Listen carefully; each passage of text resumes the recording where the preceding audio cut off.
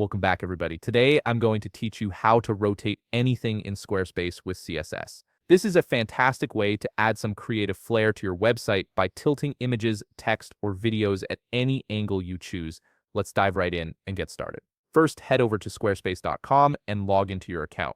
Once you're logged in, you'll land on your dashboard where you can see all your websites. From here, simply click on the website where you want to rotate elements.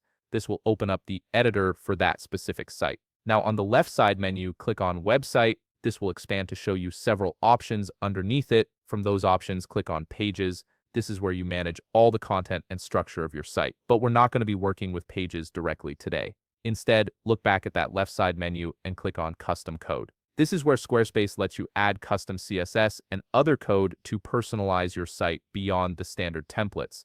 Under the Custom Code section, you'll see Custom CSS. Go ahead and click on that. This opens up a text editor where you can write or paste CSS code that will apply styling to your entire website. Now I'm going to paste a sample CSS code to rotate anything on my website. Feel free to pause the video if you want to copy the code and follow along at your own pace. This is where the magic happens, so pay close attention to the structure of the code. Here I have .sqs-block-image. This targets image blocks on your site and rotates them to 45 degrees. The CSS property I'm using is transform::rotate, which is the key to making any element tilt at whatever angle you specify. Then I have P. This targets paragraph text and rotates it to 90 degrees. This can be a bold design choice, perfect for creative or artistic websites that want to break away from the traditional layout. And last, I have .sqs-block-video. This targets video blocks and rotates them on 45 degrees as well.